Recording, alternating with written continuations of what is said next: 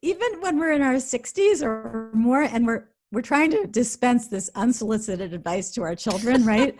And we just soldier on giving them the advice, even though they're, curling up their faces in disdain but we just do it anyway because that's our job. Our job is to unsolicited pass on unwanted advice and take the flack for doing it because it might help.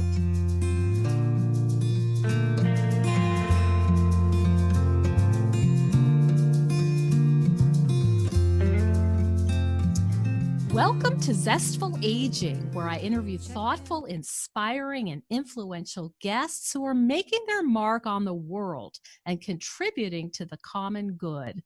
Making your mark, big or small, is creating a legacy, and it's one of the proven ways we can age well. And Zestful Aging podcast is my legacy. I'm your host, Nicole Christina, psychotherapist and fellow Zestful Ager.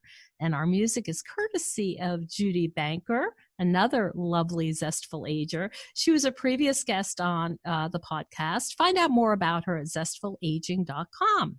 And to find out more about this podcast, my web courses, and other offerings, hop on over to zestfulaging.com. Hello, loyal listeners. I want to invite you to a free international web conference I'm participating in that's going to be excellent.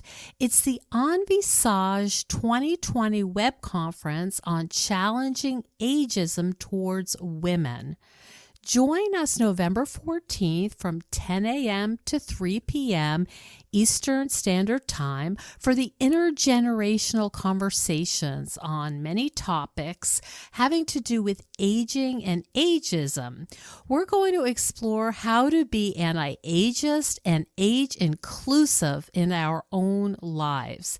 They've brought together some great guests, so mark your calendars for the Envisage 2020 web conference. It's totally free, and you can find out more on my website, zestfulaging.com. I hope to see you there.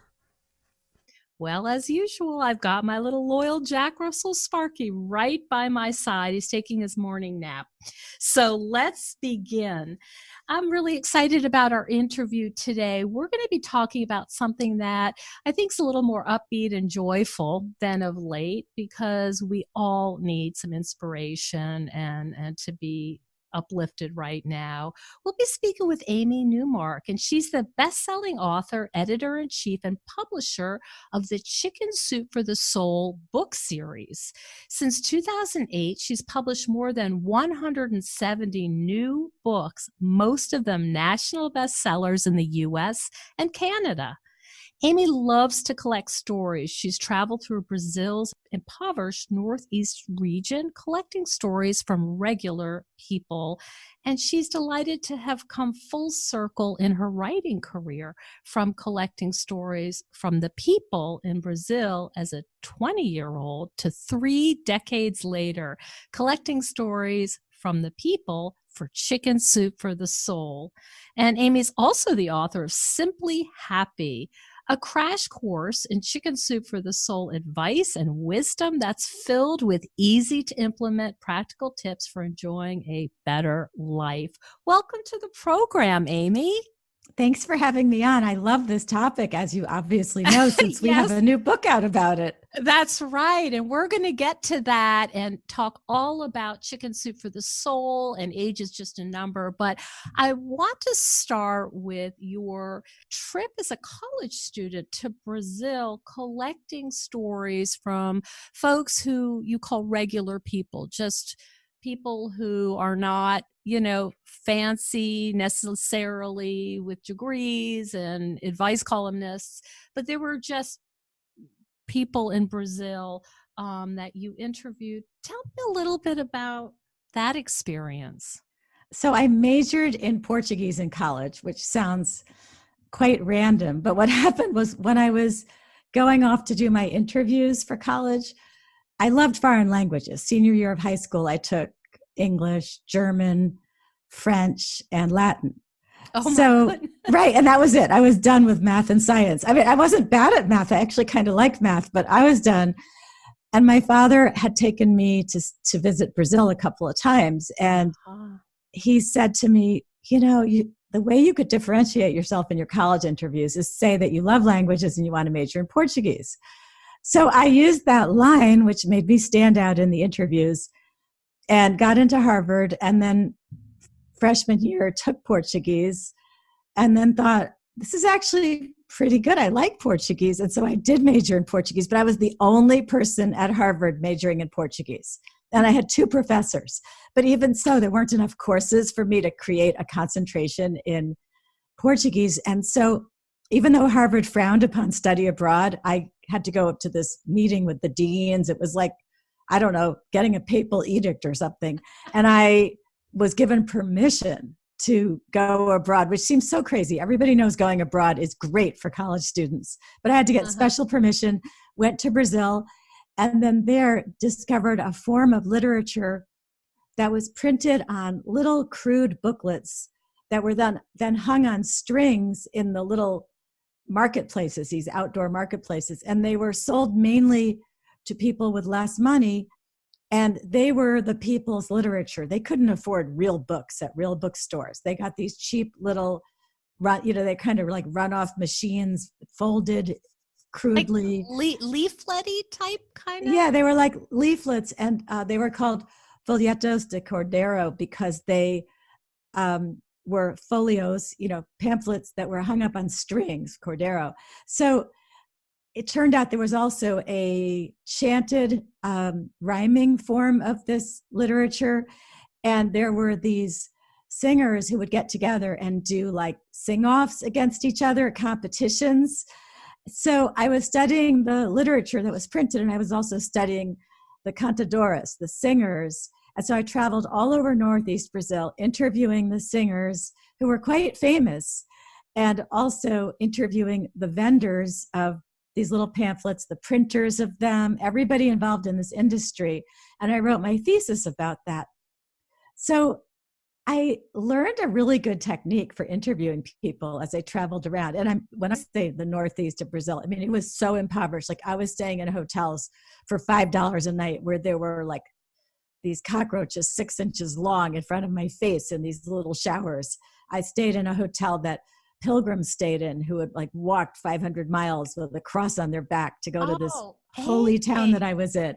It was really something. How did you become, you're a college student, and this is really unusual for a college student to take this on and to immerse, yourself in this world.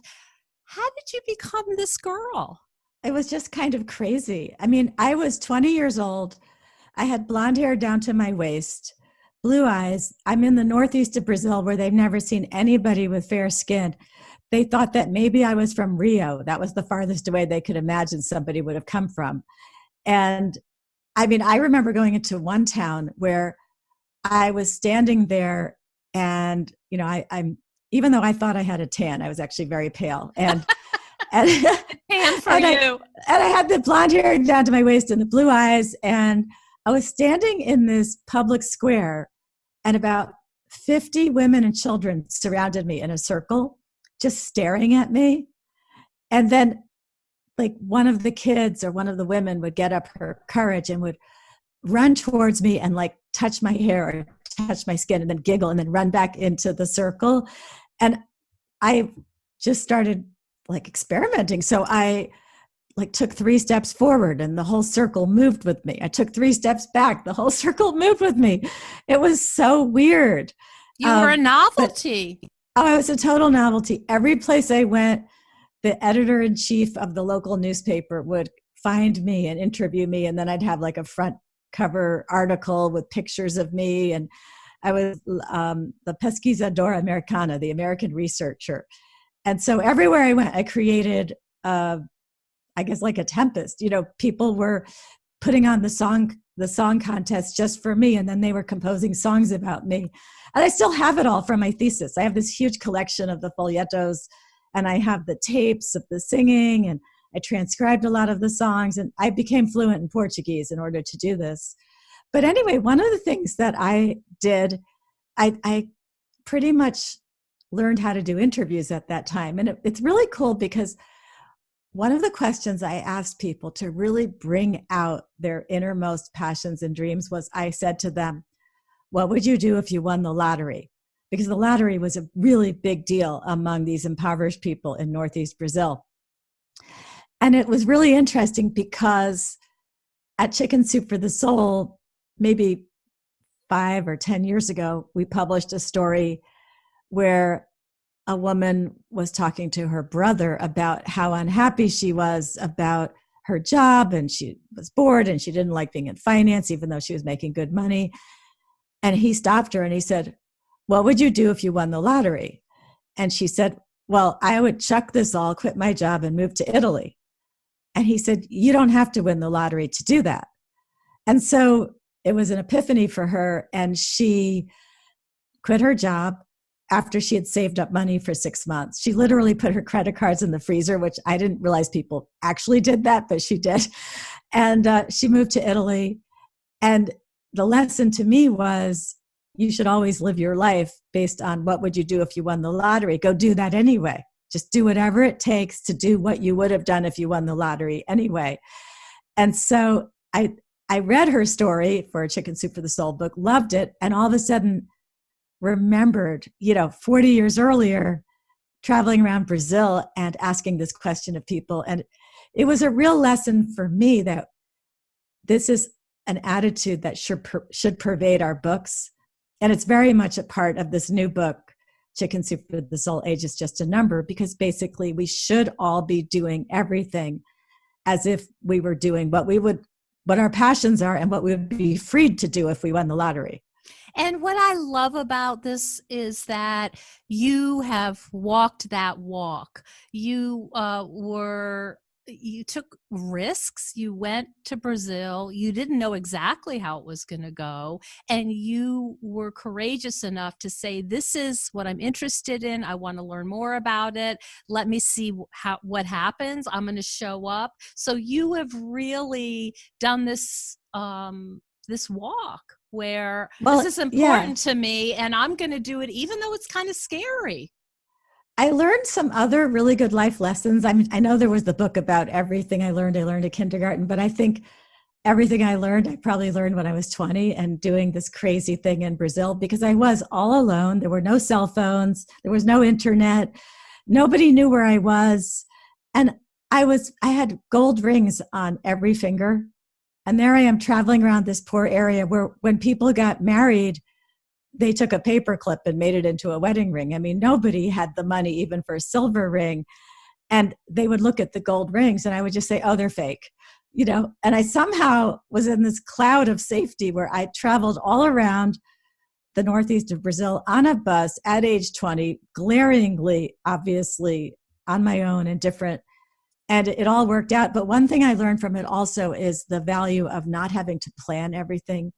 I would just get on a bus because I heard that there was some good stuff for me to research in a town. And I'd go 6 hours on the bus. I'd meet people on the bus who would introduce me to people in the town I was going to. I would just get to the town, find a hotel, find the local people by asking. Also had to go the Brazilian way, which was you would make an appointment with somebody to go and visit them the next day at 11 o'clock. You'd spend an hour getting to that place at 11 o'clock, and they would not be there. And you would just say, oh, well, and you'd get back on the bus and go back to where you started. The other thing I learned was you could ask a bus driver to take you someplace that his route didn't go. It was called dar jeito, which was like give a trick. And it was basically you would just ask him, hey, could you take me 5 blocks off the bus route and just drop me off anyway? And he would say, yes, I will. And so I learned a lot of things about that. It's made me much more spontaneous now in traveling around the world. I mean, sometimes my husband and I only have a reservation, say, for the first part of a trip. And then we figure, well, maybe we'll just stay where we're going if we like it, or we'll go someplace else. And I'm very good about canceling reservations. I'm very spontaneous that way because it's a much more freeing way to live. You're not stuck with going to the place that you said you were going to go to. And hey, we have cell phones now. We have credit cards. We have the internet to do searches. We can really be more flexible in our planning than in the old days. And so once travel resumes, I expect to resume that kind of carefree, spontaneous way of traveling the world. Oh my goodness. I am just so taken by this. It just so impressed by that. I mean, I aim to be spontaneous, but not quite to that extent. And I love hearing that story. Do you think your experiences being spontaneous have helped you in your own aging? Oh, definitely. I mean, we all feel like we're 20 years younger than we really are, right? So even if things are creaky when I get out of bed, I still plan to go and have that, fun, spontaneous day. I think actually during COVID, I think I've discovered a lot of the things I used to love to do as a kid, and I'm doing them again because we're home. So my husband and I pulled out our ancient bikes. They're just mountain bikes. They're heavy. They're awful. The gears are we really should get them spider serviced. webs. Right. They're awful. But I found this guy who would make a house call. So we had a house call bike service guy come, and he got them working even if they make crunching sounds, as we shift the gears. And I've been riding my bike now for months. I ride my bike 3 or 4 times a week. It has been so great for my fitness. I feel like a kid again, that feeling of freedom you get. Then I've been making my husband shoot baskets with me in the driveway, which I really hadn't done since high school, but we had the basketball, in the driveway for the kids. And so we've been doing that. We've been going hiking a lot. And we also had the kids come last week for a staycation. And so since we couldn't go anywhere, we all went into deep quarantine because the kids have little kids. So I have 3 grandchildren in 3 different family units. So we all quarantined so that everybody could get together. And then one day when we were going to the beach, it was raining, but we went out for ice cream anyway afterwards because that's what you do when you're a kid. And I thought, you know what? My kids are 30, but they should go out for ice cream also, right? They should, remember what it was like when they were 10. So we all went out for ice cream together, even though I had to run from the car to the ice cream place with the rain coming down. Right. So this is the time during COVID, right, to practice these skills, relive your childhood. When we've been hiking, we've started going to different hiking places. And we had always just hiked in our neighborhood. And now we get in the car, drive 5 minutes, find other hiking trails. And I've been, I don't know, maybe I'm probably boring my husband by now, but I keep pointing out to him, oh my gosh, these granite cliffs look like the ones I hiked with on our property when I was a kid. And I've been getting very nostalgic about the outdoor life that I had as a child. Mm-hmm. You're really breaking a lot of stereotypes of, what you should be doing or what age looks like, what aging looks like. Well, I still think I do a lot of the stereotypical things too. Like when my son is a really big bicyclist, like he'll do 100 miles in a day. And when he came for the staycation with his bike, and I knew he was going to be going all over our town, I told him about the squirrels repeatedly because this is the time of year when the squirrels are kind of suicidal, right? They're going crazy, right? They're crazy. And they're taking risks and they're running right out in front of cars and bicycles. And I mean, he started teasing me because every time he was going out, I'd say, watch out for those squirrels, really and truly, like don't go full speed down a hill because if you hit a squirrel, you might hurt yourself, or you'll try to avoid a squirrel and you'll hurt yourself. And then one day he came home near the end of our staycation week and he said, I don't even know if I should tell you this, but I was going down a hill and a squirrel came out and there was nothing I could do. And it ran right between my wheels, but I didn't hit it. And I really didn't want to confess to you that I did get one of those killer squirrels, but that's what happened. Mama knows best. Oh, right. As we get older, we get wiser. But then my daughter's husband said, oh, you should hear Ella. That's my daughter. Every time we see a deer when we're driving, she says there could be another one. And I thought, I taught her well. I love when our kids say exactly, it's like, that's from me. I taught you that. Right. And even when we're in our 60s or more, and we're trying to dispense this unsolicited advice to our children, right? And we just soldier on giving them the advice, even though they're, curling up their faces in disdain.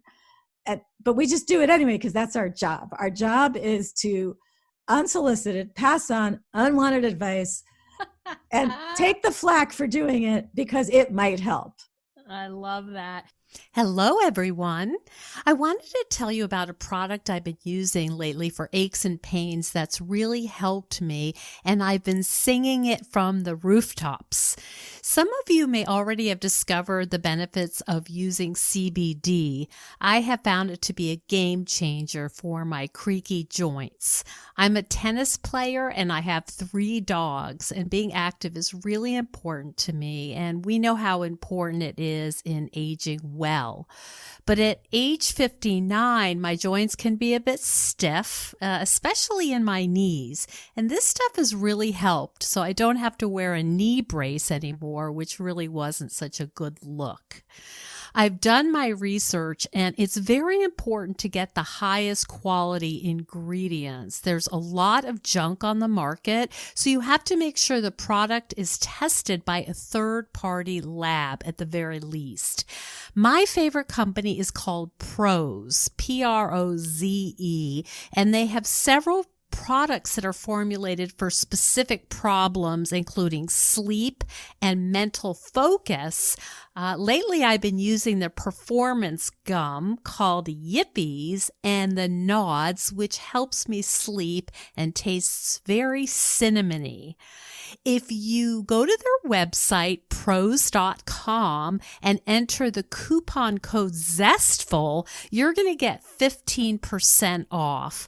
I highly recommend trying it out. I think you're really going to be surprised how effective it is, and I would love some feedback from you on how it works.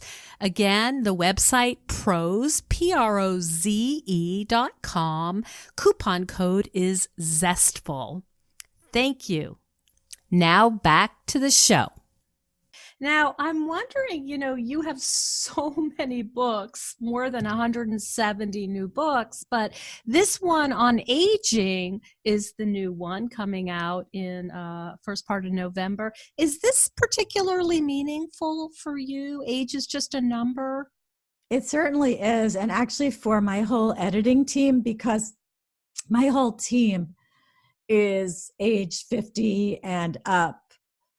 Actually, almost all of them are in their 50s. And then I'm 63. And then we have one editor who's older than I am. But, we're all thinking along the same lines. Like, we got to make sure we keep stepping outside our comfort zones. We've got to stay fit. We've got to try new things all the time. And this is something we've all learned from various Chicken Soup for the Soul books. We have all ingested this wisdom from our books, and it's changed my whole middle-aged team, because we're all keeping in mind the lessons we've learned from our books. So we all talk all the time about how we have to step outside our comfort zones. We talk about fitness. We talk about trying new foods in order to eat healthier. We talk about our relationships and how we've learned how to work on them, because you got to keep things fresh, right? You just can't fall into a rut.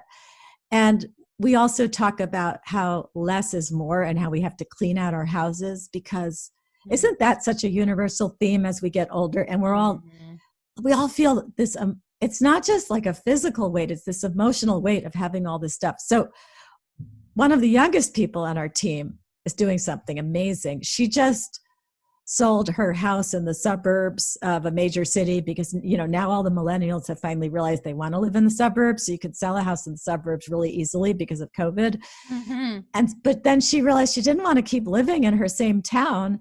So she sold almost all the furniture in the house, either to the new people or to people through, Craigslist. Mm-hmm. And then she and her husband are going to move to another state for 6 months just to see what it's like. She said, we're leaving with just our suitcases and a fresh set of sheets. And we're also envious. Like, she's one of the youngest ones on our team, and she's doing what we all wish we were doing. Mm-hmm. I love that. And you're all supporting one another. Oh, absolutely. We're all great friends. I mean, these books are really put together by a group of friends.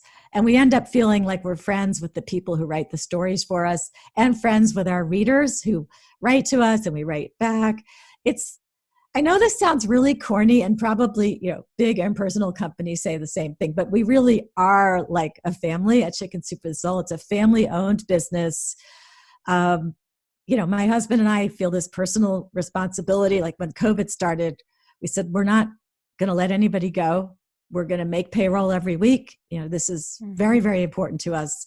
And we did it. And it turns out it hasn't been as bad as we thought it was going to be for us, because our book sales are actually up this year, which is pretty amazing considering that, COVID has shut down so many stores and kept people at home. I think probably we were going to have a really gangbuster year. So I'm sad that I didn't get to see that happen, because, just being up a little, probably we would have been up a lot. And then we're also really lucky at Chicken Soup for the Soul because we sell pet food. We sell dog food and cat food. Yes. Right. So what happened because of COVID, the shelters got cleaned out. Yep. So people started buying more cat food and dog food. Plus people were hoarding just in case. So that business has done well. And then our newest business and our largest business is our entertainment business. So we make and distribute television shows and feature films.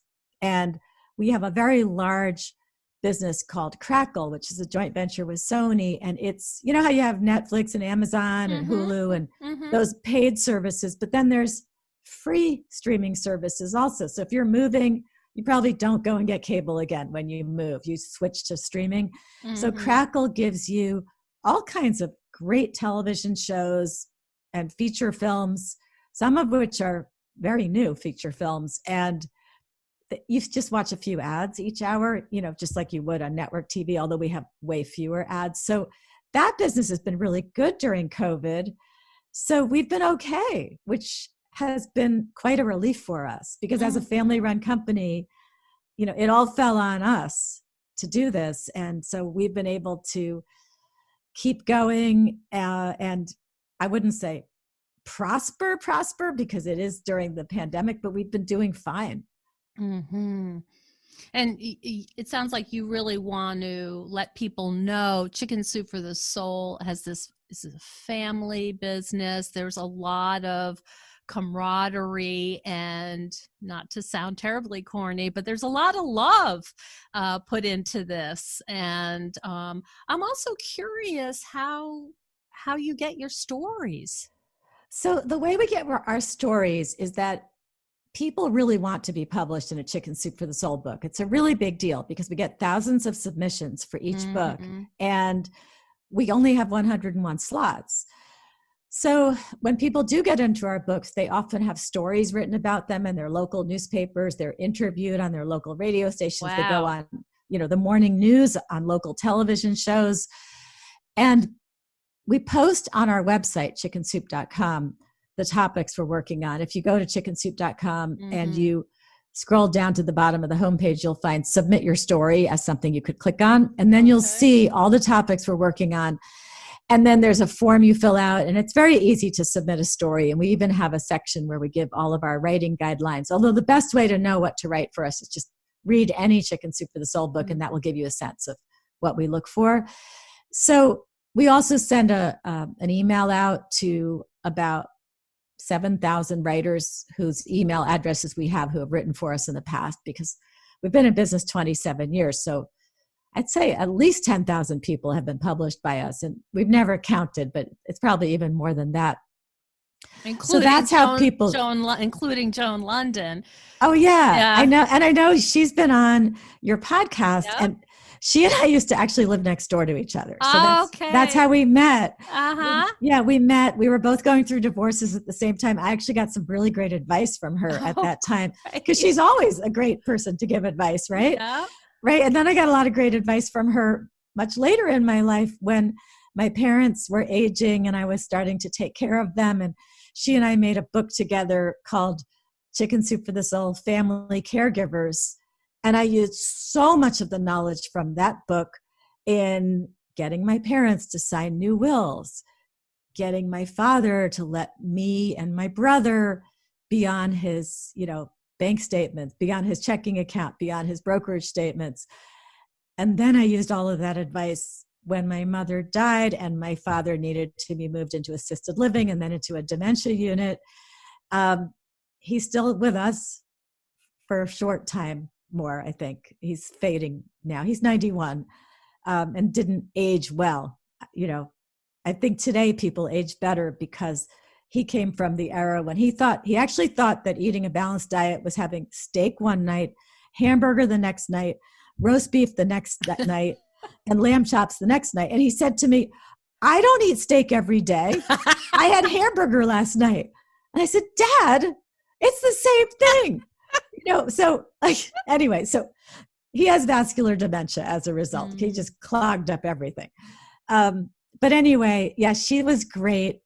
One of the things we also do, and I think this really appeals to our writers, is that we are very open to new ideas. We're a very progressive and socially conscious group of people. And so our pages are pages where you meet people you wouldn't meet in your ordinary life. So if you're from the East Coast, in our pages, you're going to meet people from the South and the West and the Midwest and Canada and all over the world. Anybody who can write in English, you know, all over the world, people are sending us stories from India and the UK and Australia and South Africa and New Zealand. And then we also are very open to all religions, all sexual identities. I mean, we've published stories where a mother talks about, you know, her transgender child and how she embraced her child's, you know, true identity.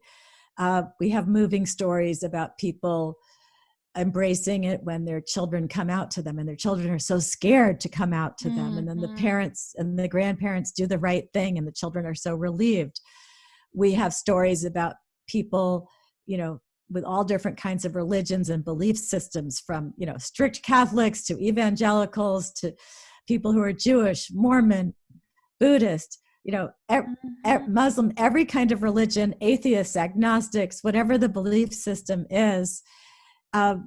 So we just try to be there for everybody and introduce everybody to everybody in our pages and use our stories as an instrument for good and as an instrument for opening people's minds. When I publish a story from a grandmother who did it the right way when her grandchild came out to her as gay, I hope I'm affecting some other grandparents. They're going to remember this story, and when their grandchild comes to them, they're going to do the right thing.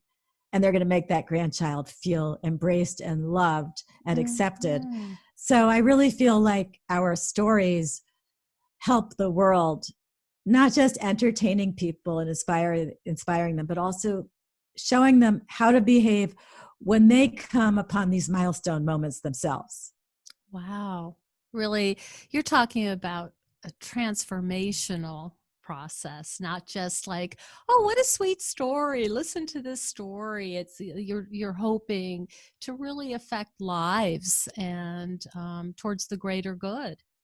Absolutely. And I feel like this new book about age being just a number is really going to help people in their 50s looking ahead to getting older. They might as well start now, start doing the right things now, and then helping, you know, our prime audience for this book, which is people in their 60s, 70s, 80s, 90s, because we have stories in here about people, you know, pursuing old passions, finding new passions, you know, learning how to dance, learning how to act, driving a fast sports car, all these things that they've never done before. And they start doing these things in their 60s, 70s, 80s. We had a story from a woman who was 87 and found new love on Match.com after listening to her children who urged her to do so. And we have people learning how to start a new business, you know, learning the joy of volunteer work when they end their careers, doing all kinds of new things.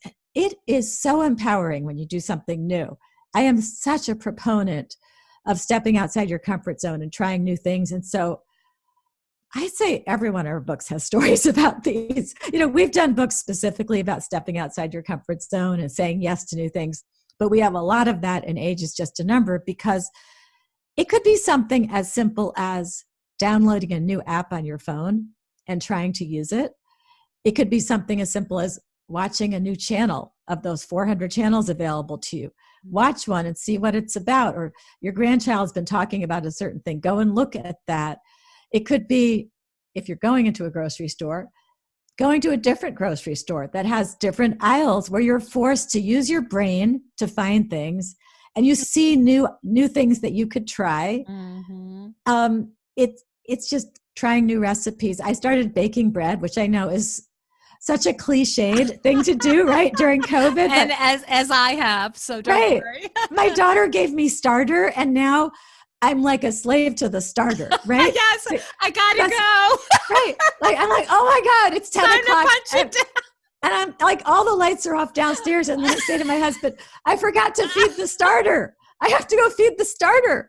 And I keep saying to him, now that I've got starter, we really could get a puppy. I'm ready. Right? Because the stupid starter, I have to feed it. Demanding. Right. We're eating so much bread because I'm making too much. I'm going to start giving it to the mailman, So anyway. I love that. I love that story. It's like too much sourdough. That's a great problem to have. But it's really interesting because it sounds a little bit, silly, but I found it to be much more challenging in terms of the chemistry and then seeing the rise and, oh, that's a good looking rise. And some of it, I think, it takes some finesse, right? You just don't smash it around and throw it in the oven. Oh my gosh. I was just baking like weapons in the beginning, right? Just weapons. And actually I've perfected now making the one big round one in a Dutch oven, but then we tried making baguettes the other day. Yeah. Because I bought a baguette pan from King Arthur. I'm one of the people now who's doing the King Arthur website. I hear you. So we made weapons again this weekend. My husband and I. You could kill somebody with these things and then eat the evidence. A baton. Yeah, they are so hard. But the regular big loaves, the big round loaves. So one thing I did was I was talking to a guy who manages a bunch of radio stations because I was interviewing on the radio stations. So we started talking about bread, and he said that his mom was an amazing baker. And I was telling him my issues. And he said, you're letting it rise too long. Especially like the King Arthur website said, let it rise 90 minutes, the first rise, and then 60 minutes, the second rise if you're using instant yeast, which I switched to after. First I used active yeast. That didn't work at all. So then I switched to instant yeast, which is so much easier for me. So then I started trying like what I call speed baking. Like I would cut 15 minutes off the first rise and 15 minutes off the second rise. And it gave it the bread more oomph. It had a little more rise left in it then to go into the oven. And then to continue. And I got those bigger holes. God. So I learned that you're supposed to assess how you did on your bread by how big the air holes are. That's right. So then I started getting bigger air holes. And I made some for my son, and then he took it home, and then he texted me a picture so I could see how big the air holes were in the loaf I made for him. Obsession. You may be a Harvard grad, but this is like a new level of accomplishment to me. Oh, totally. I think like, wow, I've had a lot of accomplishments, but this thing will not beat me. I'm going to keep working until I get this right. And it is sometimes the bread laughs at you and says, this is not going to be edible. I had a lab once, this was before COVID, and I was trying to bake bread, and it didn't go that well. And he was really excited because I was giving him pieces of this bread, and he was eating all excitedly. And then you sort of see this glaze over. And you just knew what was happening in his stomach, like this brick was forming. Poor guy. But yeah, it can be a dangerous sport. So yeah, it can be. But it's the kind of thing we should be doing as we age. This is the kind of new thing, and it's added excitement in our house, and my husband loves it. And now we just weigh ourselves every day because I'm baking so much bread, but it just shows there's so much value to doing new things. And that's why this is one of the biggest focuses of our Age is Just a Number book, because I want to encourage people to do this because it has worked so well for me. And we had fallen into such a rut in our 50s. Like I remember this new movie theater opened one town away from us, and people were talking about how great it was, and it had been open for a year. And we hadn't gone because we didn't really know where you parked and how the parking worked for this place. How stupid is that, right? Like what a rut we were in. And then finally we went to the movie theater, and of course the parking was easy. And we go to that movie theater all the time now, except not during COVID, Right. but we will return to that movie theater. And then we started doing all these new things like zip lining, paragliding, Oh going to my. all kinds of new countries, um, and we started doing bucket list things. Like last year at this time, I was on a Panama Canal cruise from LA to Miami, and that was so fascinating. And I was supposed to be on a cruise in Italy this October, but that, of course, got canceled, has been rescheduled for next year in October, which I don't know if that's even going to happen. I feel like we could talk for a long time about all of these really fun things and how to age beautifully and open ourselves up to opportunity. But I want to ask you now, where can people find out more about you and Chicken Soup for the Soul and Age is Just a Number? Where would you like to send them? So I have a website, amynewmark.com, which somebody maintains for me. So honestly, like I don't even look at it, but there's a lot of good stuff on there, I'm told. Excellent. And then there's the chickensoup.com website. And if you can go there and you'll see the Age is Just a Number book on the homepage. And we do a cool thing on our website. So if you click on it, you will see the front cover and the back cover, and you'll be able to read more about it. And then also, we have a podcast. And so you could, on our homepage, you could click on podcast and you'll hear me telling stories from the Age is Just a Number book on the podcast. And so that's another way to get a little bit of exposure to it. But I'm pretty sure that everybody who listens to you, Nicole, would enjoy these stories because we're really on the same wavelength. And it's a really inspiring, motivational book, and also funny and entertaining. I mean, there's a lot of funny stories in there. Like one woman, I loved her because she was driving her granddaughter to soccer at the high school, and there was no parking anywhere. And the grandmother pulled into a spot that said seniors only. And her granddaughter was horrified. She said, "Grandma, these are for high school seniors." And her grandmother said, "All I see on that sign is seniors. I'm parking here." There's a lot of privileges of age, and people have a lot of funny stories to tell in this book also. Oh my gosh, you have so much heart and love in this. It's so wonderful to see, and how inspiring you are, Amy. It's been such a pleasure to get to know the face behind this massively popular series. And I can't wait for people to learn more. Thanks so much. Well, thank you. Hey everyone, I wanted to tell you about a powerful new tool that supports your mental and emotional health in what are extremely trying times. And you may remember that I've been a psychotherapist for 30 years, and I'm always a little suspicious of products that claim to help us feel less anxious, depressed, or worried. But then I was introduced to a new kind of app called Cope Notes, and I have become a big fan. Cope Notes was developed by a guy who spent a lot of his life trying to figure out what might help support him through his own weekly psychotherapy sessions. Cope Notes is an app that gives you random texts through the day to break through some of the negative messages that might be repeating in your head. It's well researched and has been adopted by many mental health facilities. I highly recommend it. I think we can all use a little support right now. So check out copenotes.com/zestful. I will receive a small portion of those proceeds. And I'd love to hear your feedback about how it works for you. Thank you so much for joining us on Zestful Aging. If you like the podcast, please share it with some of your friends. I love to hear from my listeners. Send me an email at NicoleChristina.com. It's no secret that everyone's feeling pretty restless and unsettled right now. Our lives are upside down and the future is feeling pretty uncertain. But if you're anything like me, organizing my stuff can help me feel a little calmer. It's something I can do to help me feel a little more in control and in charge of my own life. If you think decluttering could help you feel better and you could use a little assistance with that, check out the online course I've developed with professional organizer and designer Carrie Luderin.